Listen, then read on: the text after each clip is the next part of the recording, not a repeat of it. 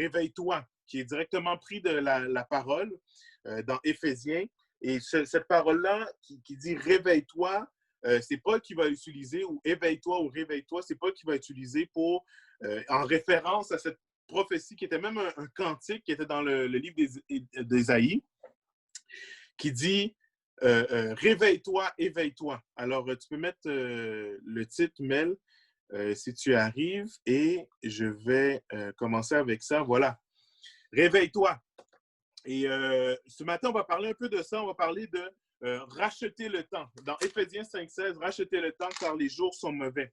Et comment ce matin, j'avais envie de laisser la parole nous parler. J'avais envie de laisser la Bible nous parler. Vous savez, nous, et on va parler un peu de ça, du rôle des pasteurs, du rôle des prédicateurs. On a un rôle comment dire, de rendre accessible la parole aux gens, de la rendre accessible à vous, que vous puissiez comment la décortiquer ensemble. Mais ce matin, j'avais envie, en utilisant des versions peut-être plus contemporaines, des versions comme la parole vivante, de laisser la Bible nous parler directement. Alors ce matin, si vous avez votre Bible, si vous avez vos notes, on va vraiment lire des passages et on va laisser les passages faire un travail en nous, les passages nous parler. Et quand ça vient de la parole de Dieu, il ne faut pas dire « Ah, Steve a dit ci ou Steve a été sévère ». Non, parce que c'est la Bible qui parle. Et la Bible est la vérité de Dieu, c'est ce que l'on croit. Amen.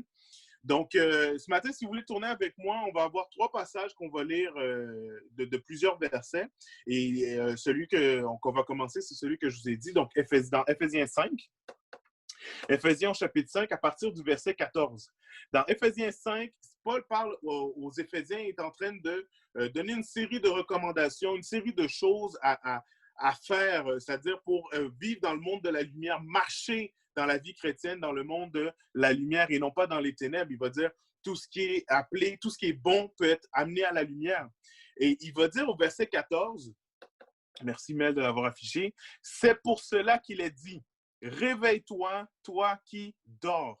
Réveille-toi, toi qui dors, relève-toi d'entre les morts et Christ t'éclairera. Au verset 15, ça veut dire, prenez donc garde de vous conduire avec circonspection, non comme des insensés, mais comme des sages. Rachetez le temps, et ça c'est la partie importante, rachetez le temps, car les jours sont mauvais.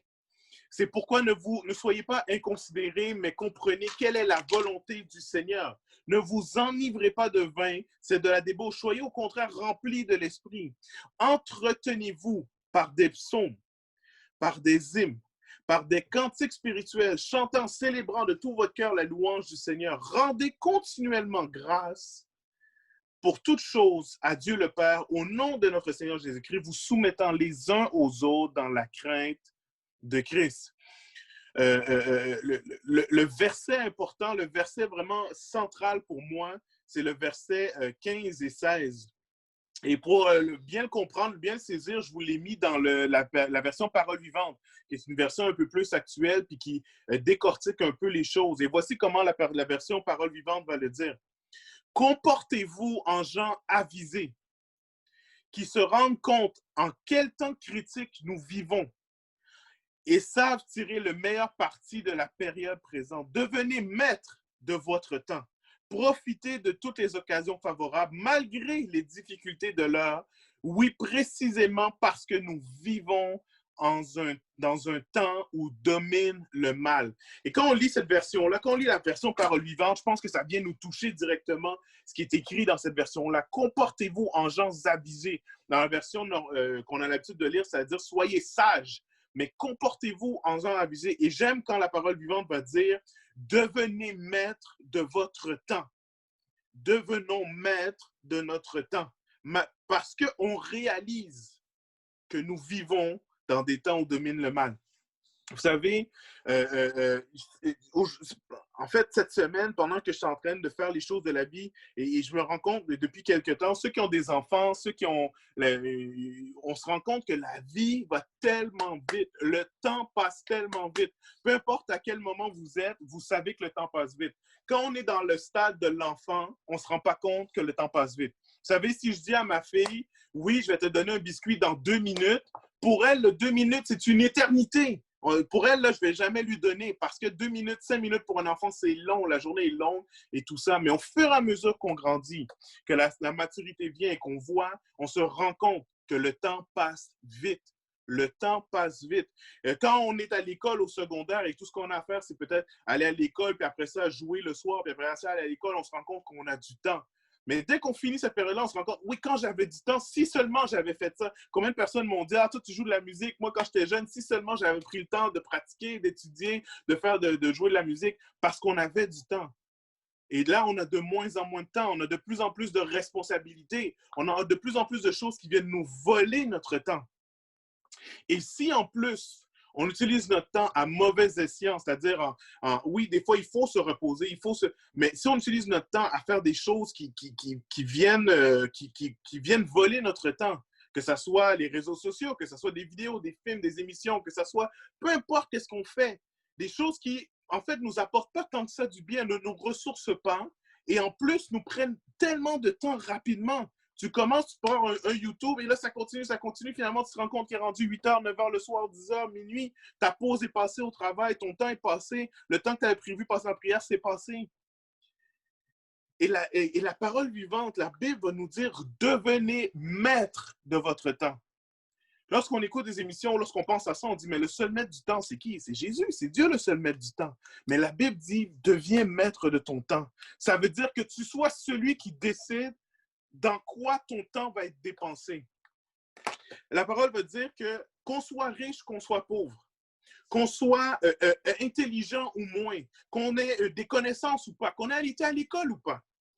La réalité, c'est que Dieu a donné à tous la même quantité de temps, le même nombre d'heures, le même nombre de minutes.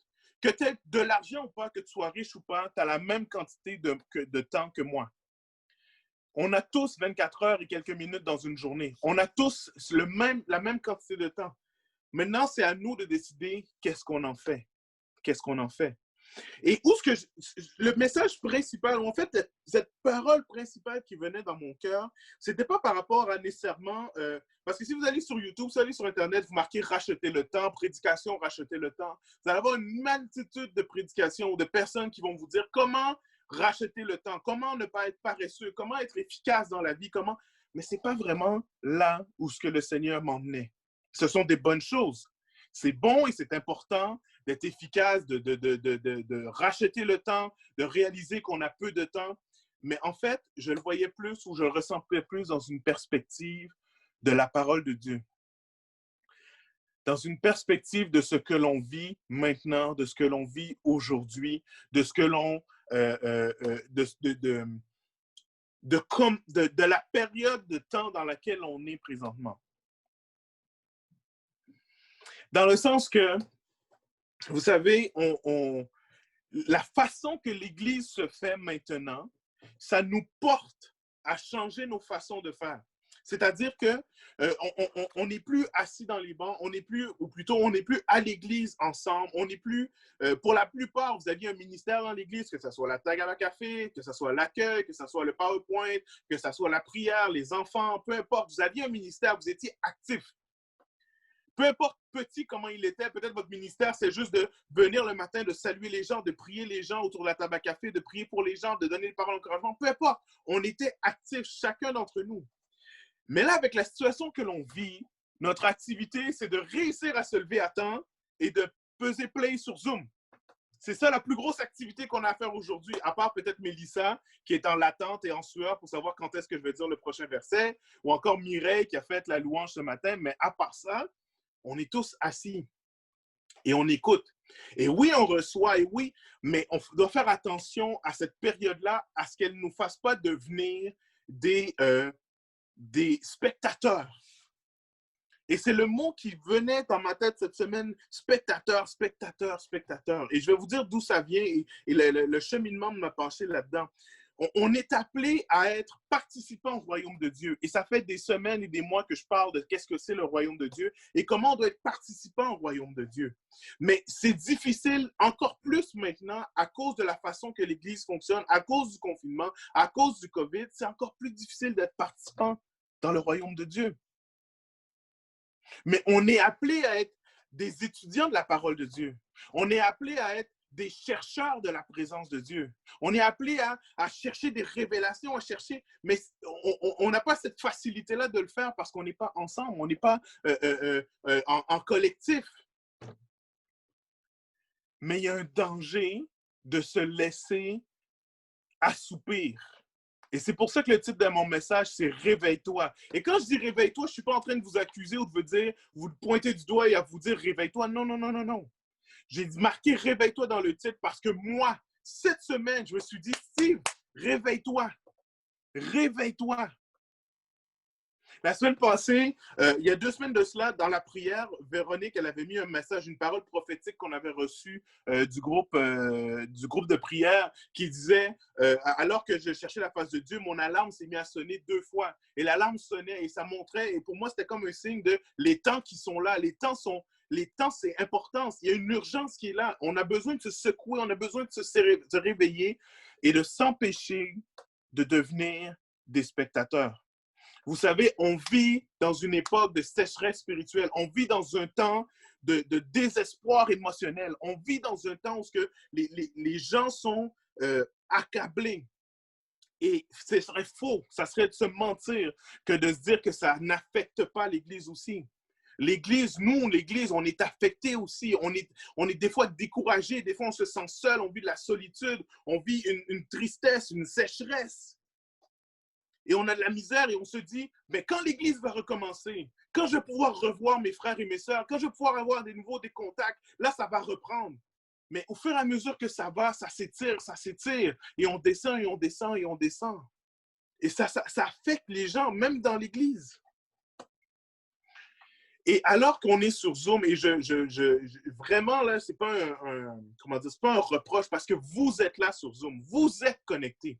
Mais alors que vous êtes connectés, il faut faire attention de ne pas devenir des spectateurs. Parce que lorsqu'on est spectateur à l'Église, lorsqu'on devient spectateur même de notre propre vie, ça veut dire c'est comme si on voit la vie passer, puis on est spectateur comme étant impuissant, comme étant désengagé, comme étant déconnecté, et la vie passe, et les événements passent, et on devient spectateur de notre société, et on voit les gouvernements prendre des décisions, les gens prendre des décisions, et on est affecté par ça, mais on est comme spectateur parce qu'on est impuissant, parce qu'on est désengagé.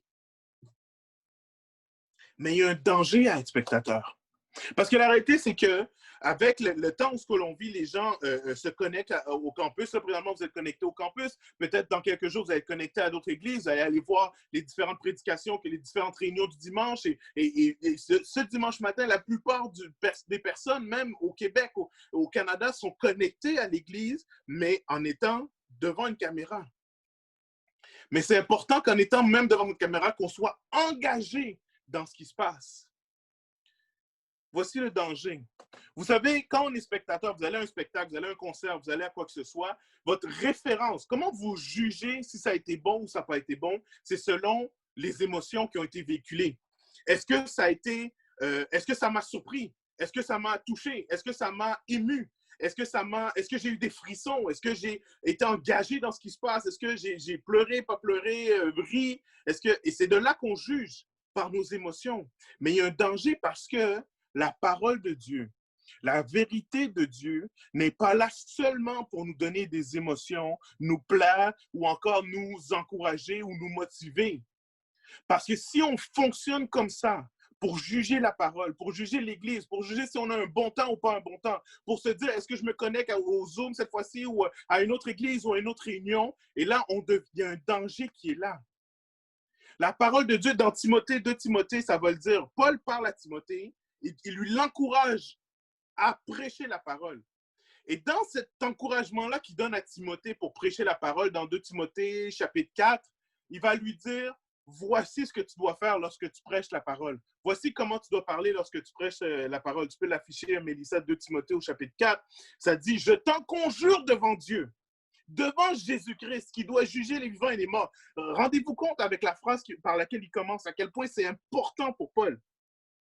Il va dire, je t'en supplie, je t'en conjure devant Dieu, au nom de son apparition qui va juger les vivants et les morts, au nom de son apparition et de son royaume. Prêche la parole. insiste en toute occasion favorable, non. Et voici à quoi sert la parole que tu vas prêcher. Reprends, censure, exhorte avec toute douceur et en instruisant. La parole sert non seulement à encourager, à exhorter, mais aussi à reprendre, à censurer, à corriger, à amener une correction. Elle sert à ça, la parole. Mais là, voici ce qu'il va dire. Il va dire, il viendra un temps où les hommes ne supporteront pas la saine doctrine, mais ayant la démangeaison d'entendre des choses agréables, ils se donneront une foule de docteurs, de prédicateurs, de pasteurs, de bergers, selon leurs propres désirs. Ils détourneront l'oreille de la vérité et se tourneront vers les fables. Mais toi, sois sobre en toutes choses, supporte les souffrances, fais l'œuvre d'un évangéliste, remplis bien ton ministère. Et je vais prendre une pause là avant de continuer le verset. La parole dit, Paul est en train de dire à Timothée, ta job à toi, c'est de dire la vérité de la parole. Mais lorsque tu dis la vérité de la parole, elle est là non seulement pour exhorter, pour encourager, mais aussi elle va reprendre, aussi elle va corriger, dans la douceur, dans l'amour, mais elle va quand même réaligner les gens, réaligner tes désirs, réaligner nos pensées, réaligner notre façon de voir le monde. Des fois, la parole, ça écorche. Ça fait mal. Et on se rend compte qu'on a des corrections à faire, on a des changements à faire. C'est pas facile. On se rend compte des fois que ça fait des années qu'on fait quelque chose et puis Dieu vient nous mettre le doigt là-dessus et dit c'est ça que ça change. C'est pas facile à entendre. C'est pas le fun. C'est pas agréable. Ça dit pas comme la parole, ça flatte pas nos oreilles. Mais si on est spectateur de ce qui se passe à l'église, si on est spectateur devant le Zoom, devant le Facebook, devant le YouTube, si on passe des prédications, des fois on va s'enligner vers ce qui nous fait du bien et on va rejeter ce qui ne nous fait pas du bien. On va rejeter la correction. Et il y a un danger là-dedans. Il y a un danger. Et je vais continuer le passage qui est dans 2 Timothée à partir du verset 6. Paul va parler de lui-même. Il va dire, moi, car pour moi, excusez-moi, il va dire, moi, je sers de libation. Au moment de mon départ, ça veut dire, là, Paul est en prison lorsqu'il écrit ça, il dit, j'ai combattu le bon combat. J'ai achevé la course. J'ai gardé la foi. Désormais, la couronne de justice m'est réservée, mais pas juste à moi. Le Seigneur qui est juste juge me donnera à ce jour-là, non seulement à moi, mais encore à tous ceux qui ont remis son abonnement, la couronne de justice. Mais Paul parle de ce chemin comme d'un combat, comme quelque chose de difficile, comme une marche qui a été difficile, qui a été éreintante. On est dans cette période de confinement, on est dans cette période où on est devant le Zoom, on reçoit, on est parti, mais on doit devenir participant à ce qui se passe. Lorsqu'il y a un message qui est fait, et je vous le dis parce que je ne vous le dis pas juste pour le campus, même si vous êtes devant YouTube, vous dites, je vais écouter un message, je vais écouter une parole, je vais écouter une prédication d'un pasteur que je sais qui est ancré dans la parole de Dieu, je vais écouter une prophétie, peu importe ce que vous faites, soyez engagés là-dedans. Soyez, comme dans l'Apocalypse, ça veut dire, des gens qui analysent qu'est-ce qui est dit, qui analysent la vérité, qui disent comment ça s'affecte dans ma vie. Est-ce que je le vois dans la parole? Est-ce que je le reconnais dans la parole? Est-ce que je l'aime juste parce que ça me fait du bien ou parce que c'est Dieu, le Saint-Esprit qui est en train de me parler? Et c'est ce qui fait que même si c'est un Zoom, même si c'est un YouTube ou c'est un Facebook Live, ou c'est peu importe la façon que Dieu utilise de vous parler, que ce soit votre voisin, votre ami, votre frère, quelqu'un de plus jeune que vous qui vient vous parler, si vous êtes engagé à recevoir de Dieu, vous allez prendre ces paroles-là avec importance. Et c'est ce qui va faire que dans le confinement, certains vont avoir racheté le temps et vont sortir du confinement grandis, qui vont avoir évolué, qui vont avoir maturé pendant le confinement et que d'autres vont ressortir du confinement de la même façon qu'ils sont rentrés, en espérant qu'enfin l'Église puisse reprendre, qu'enfin on puisse revivre la normalité qu'on est habitué. Mais la parole nous dit, tu ne peux pas perdre ce temps-là. Même si on est en confinement, tu ne peux pas le perdre. Il faut que tu le rachètes, il faut que tu sois maître de ton temps. Il faut que tu continues à courir. Continue à courir. Et ce matin, c'est loin de moi de vous apporter, comment dire, une correction ou un avertissement, parce que ce cheminement de pensée-là, je l'ai fait pour ma vie. J'avais envie, c'est difficile de le faire, là, mais j'avais envie de me pogner, puis de me brasser, puis de dire, Steve, réveille-toi! Réveille-toi! Allô? Le temps passe. Le temps passe. On ne peut pas attendre que le confinement soit fini. On ne peut pas attendre la fin de la zone rouge. On ne peut pas attendre pour devenir sérieux dans la parole de Dieu, devenir sérieux des étudiants de la parole, des chercheurs de la présence de Dieu. Il y a de plus en plus de matériel disponible sur Internet parce que les églises, les pasteurs, les prédicateurs se sont rendus compte qu'on n'a pas le choix d'arriver au 21e siècle, on n'a pas le choix d'arriver en 2021 puis de diffuser ce que avant on gardait dans les églises. Donc, on a accès à encore plus de connaissances. Mais la réalité, c'est qu'on peut passer des heures et des heures comme spectateurs de gens qui ont une révélation. Ça veut dire on les regarde, on dit « Wow, quelle révélation ils ont eue! » Mais ça fait... tu m'as tué! Tu m'as tué, excusez-moi, c'est Raphaël qui dit « Preach, Amen ». On peut devenir spectateur et juste voir les choses passer, mais il n'y a rien qui est semé, il n'y a rien qui est ancré, il n'y a rien qui fait une différence. Ou on peut être participant de ce qu'on entend. Lorsqu'une semence est posée, on peut la prendre, en prendre soin et la méditer pendant la semaine. Ça veut dire qu'au lieu d'écouter une dizaine de YouTube ou de prédications, je vais en écouter une qui vraiment m'a touché et je vais travailler là-dessus pendant la semaine. Je vais la méditer, je vais la chercher, je vais l'approfondir. Je vais dire, lis ce verset-là, laisse-moi lire avant, laisse-moi lire après, laisse-moi comprendre ce que ça veut dire, laisse-moi lire des notes. Et on rachète le temps parce que cette semaine-là va avoir plus d'impact dans nos vies que tout le mois où on a passé à écouter des centaines de prédications ou des centaines de chants ou des choses comme ça. Est-ce que ça vous est déjà arrivé de mettre un chant de louange, mais au lieu de mettre un YouTube que ça dit 3 heures de louange, vous allez rester sur un chant parce qu'il y a une parole dans ce chant-là et vous l'avez écouté et réécouté et médité et prié et dire « Seigneur, qu'est-ce que tu veux me dire dans ce chant-là? » Et là, vous écoutez ce chant-là pendant une semaine. Est-ce que c'est arrivé d'écouter une prédication, que ce soit les choses du campus qui sont disponibles sur YouTube ou même un autre prédicateur et dire « Il y a quelque chose qui dit qui vient me toucher, mais il y a quelque chose que tu veux me dire, fait que je vais le réécouter, je vais le méditer, je vais... » Et là, on rachète le temps. Et il y a plein d'autres moyens. Vous savez, quand Paul parle à Timothée, il dit à Timothée de prêcher, de corriger, d'exhorter. Est-ce que vous savez que vous êtes les prédicateurs? Vous êtes des personnes qui portez la semence. Il dit à Timothée, en toute occasion, que ça soit avantageux ou pas, parle de Dieu, parle de la bonne nouvelle, parle de l'Évangile. Ce n'est pas juste à Timothée qui était prédicateur, qui était pasteur d'une grosse église qui dit ça, mais c'est à chacun d'entre vous. Paul, ce verset-là, il l'adresse à vous. Il l'adresse. Il le dit à vous. Il vous dit, exhorte la parole. Est-ce que vous savez que vous êtes les pasteurs de votre foyer? Vous êtes les pasteurs de vos enfants. Les maris, vous êtes les pasteurs de votre femme. Les femmes, vous êtes les pasteurs de vos enfants et vous êtes les pasteurs de vos amis qui ne connaissent pas Dieu. Vous êtes les pasteurs de ceux qui vous entourent. Vous êtes ceux qui sont les porteurs de la bonne nouvelle. Mais quand Paul parle de ça, il ne parle pas juste aux pasteurs et aux prédicateurs. Il parle à nous tous. Et il nous dit, rachetez le temps parce que les temps sont mauvais. On doit être porteur de la parole pour notre vie personnelle et pour la vie des autres, en tout temps. Dans Colossiens 4, au verset 5 et 6, c'est le dernier verset qu'on va lire. Au Colossiens 4, le verset 5 et 6, ça veut dire ceci, que la sagesse chrétienne règle. Ça veut dire que votre comportement soit réglé par la sagesse chrétienne envers ceux qui ne font pas partie de la famille de Dieu. Sachez trouver le bon moment pour parler en vous adaptant aux circonstances. On a-t-il pas mal de circonstances à faire adapter ces temps-ci? Je pense que oui. En vous adaptant aux circonstances, en tirant parti de toutes les occasions favorables. Parlez-leur de la grâce de Dieu avec amour, sans fadeur, afin de gagner leur cœur. Apprenez à répondre à propos et selon les besoins de chacun aux questions que l'on vous pose. Ce verset-là, on pourrait le prendre, l'encadrer, le mettre sur les murs, le lire et le lire encore parce que, et là, ce verset-là, je l'ai mis dans la parole vivante, c'est pour ça que c'est marqué en bas PV, Colossiens 4, versets 5 et 6 dans la parole vivante, parce que ça explose un peu plus, ça décortique un peu plus la pensée ici de Paul.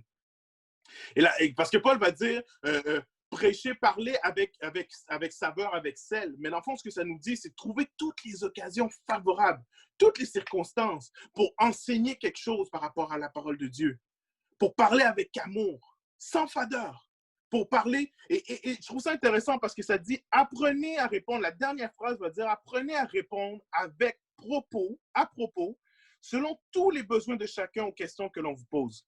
Est-ce que vous savez comment on apprend à répondre à toutes les questions que les gens peuvent nous poser? Quand un non-chrétien vient te voir, te pose une question sur la Bible ou te dit « j'ai vu telle contradiction », quoi, est-ce que vous savez comment on apprend à leur répondre?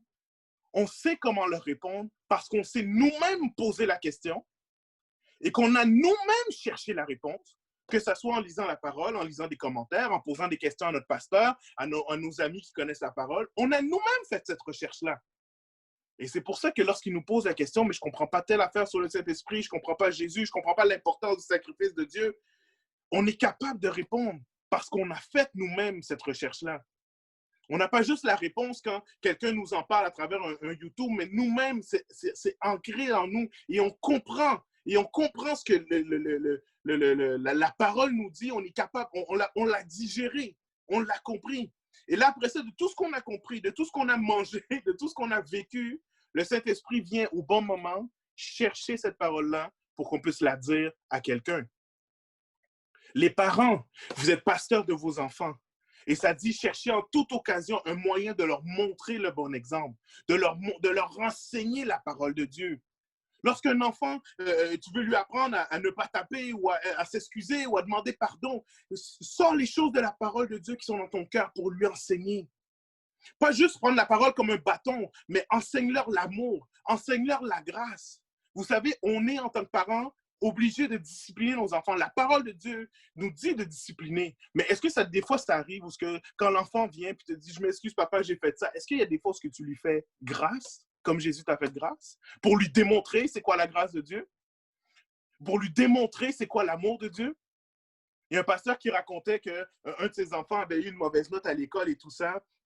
Et l'enfant savait qu'en rentrant, son père allait le chicaner, allait lui dire, mais comme on dit les Haïtiens, on paye l'école, pourquoi? Il faut que tu aies des bonnes notes, il faut que tu travailles. Et il savait que son père allait faire ça. Il est arrivé avec la tête basse pour lui montrer son bulletin. Et son père a dit, OK, maintenant viens avec moi. Il l'a amené dehors, il l'a amené prendre une crème glacée, il lui a acheté des bonbons, il l'a amené au cinéma, il a passé un temps. Après ça, quand il revenait chez eux, son fils lui a dit, mais j'ai une mauvaise note. Pourquoi est-ce que tu as fait toutes mes choses préférées avec moi? Il a dit, parce que j'avais envie de te montrer ce soir la grâce de Dieu pour nous. La grâce de Dieu pour nous, c'est on reçoit ce qu'on ne mérite pas. On mérite d'être jugé, on mérite d'être puni, mais à cause de la grâce de l'amour de Jésus, on reçoit une bénédiction, un héritage qu'on ne mérite pas. Et je ne vous dis pas de faire ça tous les jours avec vos enfants. Non, il faut les discipliner. Par contre, il y a des moments où on peut démontrer la grâce de Dieu. Et cet enfant, je pense que ce message-là, cette image-là de son père va rester ancrée dans sa vie pour le restant de ses jours, beaucoup plus que 50 prédications qu'il va entendre sur la grâce de Dieu. Ça veut dire, comme Paul dit, cherche toutes les occasions pour partager, pour parler de la parole de Dieu.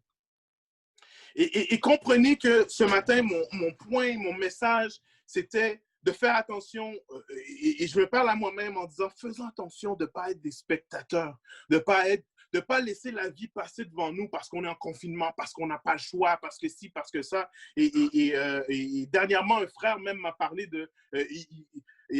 moi, je le voyais comme une urgence, mais à parler de l'importance qu'on puisse prendre toutes les occasions que l'on a pour se rencontrer, toutes les occasions que l'on a pour prier, pour chercher la face de Dieu. Et c'est vrai.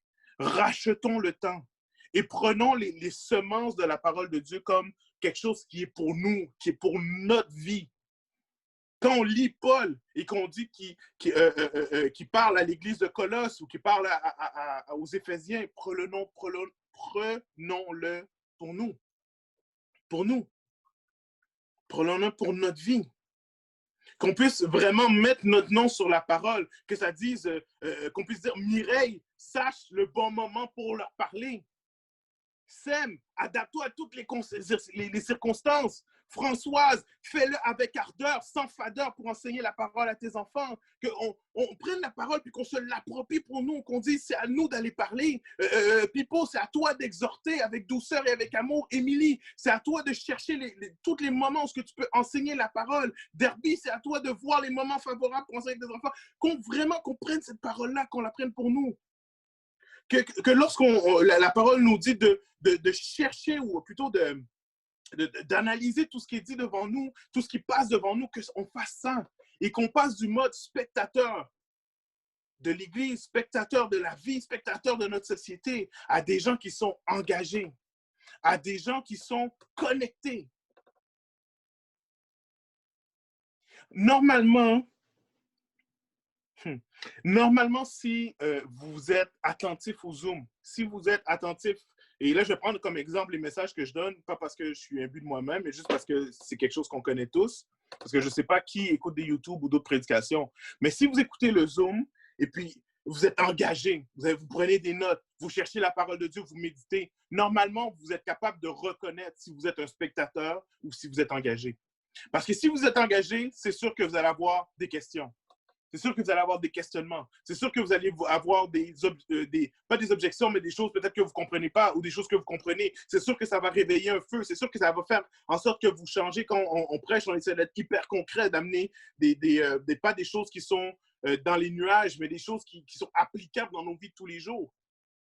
Donc, normalement, si je sais pas moi, si je vous appellerais ou si on ouvre un Zoom ou si je vous pose une question à la fin, je dis comment vous avez trouvé la prédication, vous devriez avoir, mais moi, il y a quelque chose que j'ai compris ou que j'ai pas compris ou que j'ai des questions ou j'ai pas de questions ou en fait, j'ai j'ai des choses que je vois dans ma vie personnelle que je dois changer ou pas. Mais quand on est spectateur, la réalité, c'est que le lendemain, on vous parle de la prédication, puis ça a passé, vous avez oublié, l'ennemi est venu voler les semences, puis je me rappelle même pas de c'est quoi le sujet. En fait, ça fait 5 semaines qu'on fait le royaume de Dieu, fait que je me rappelle le royaume de Dieu, mais tout le reste, ça m'est passé. Ça rentre, ça sort. Pourquoi? Parce qu'on n'était pas engagé. Mais quand tu es engagé dans quelque chose, tu peux retirer ce qui est bon. Et peut-être que oui, dans les prédications, peut-être que tout n'est pas pour toi, mais c'est sûr qu'il y a une semence, il y a quelque chose qui est pour toi. Et peut-être qu'il y a quelque chose qui est pour toi, mais tu le laisses passer, alors que si tu l'avais pris et que tu l'avais sondé, que tu l'avais médité, que tu l'avais relu et que tu avais... Peut-être c'est juste une phrase dans la prédication, mais peut-être que ça va changer ta vie après que tu l'aies laissé porter du fruit. Ce matin, cet avertissement-là, il est autant... En fait, il est comme plus pour moi. Je ne sais pas s'il est pour vous, mais c'est clair qu'il est pour moi. Cette semaine, et ce matin, je suis en train de prier encore et de relire les versets. Je me dis, Seigneur, my God, il y a tellement de choses qu'il faut que je fasse, il y a tellement de choses que j'aimerais faire, il y a tellement de choses que j'aimerais changer. Mais je me suis dit, Seigneur, toi, qu'est-ce que tu veux pour ma vie? Elle est où ta place dans ma vie? Ça veut dire que là, maintenant que je reçois ça, que je suis conscient de la vérité, que je suis conscient qu'il y a des choses qui doivent changer, OK, par quoi je commence? Saint-Esprit, parle-moi, dis-moi par quoi je commence. Parce que, vous savez, moi, je suis un gars intense. Ça veut dire que quand j'entends des messages comme ça, c'est moi qui le prêche, hein, mais c'est comme si je l'entendais. Quand j'entends un message comme ça, je dis, ah, ça y est, demain, tout change. À partir de demain, j'ai mon agenda, là, il est tout focusé sur Dieu. C'est-à-dire, le matin, je prie. L'après-midi, je fais ça. Après ça, je fais ça. Après ça, je fais ça. Je recommence à pratiquer du piano. Je recommence à étudier. Je recommence ici. Et lundi, bam! Et lundi soir, je suis complètement découragé parce que je n'ai même pas fait le quart de ce que je m'étais dit que j'allais faire.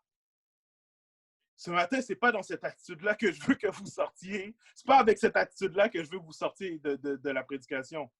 Parce que le but, ce n'est pas de marcher selon nos forces et de se culpabiliser.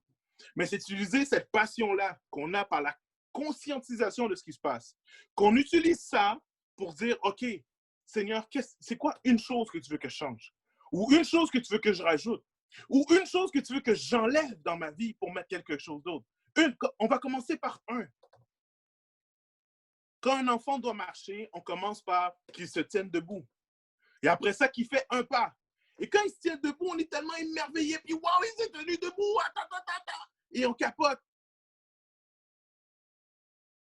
Commencez par une étape.